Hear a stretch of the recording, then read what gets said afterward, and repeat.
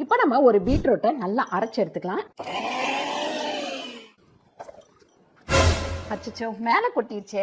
சரி, ஒன்றும் கவலை இல்லை. சர்பெக்சல் உள்ளே, பீட்ரூட் தலைகள் வெளியே. 3 ஸ்பூன் அளவுக்கு நம்ம எண்ணெய் ஊற்றிக்கலாம். பெருசிய வெங்காயமா ஒரே ஒரு வெங்காயத்தை இதில் சேர்த்து போனோமா, அதுக்கடுத்து கருவேப்பிலை.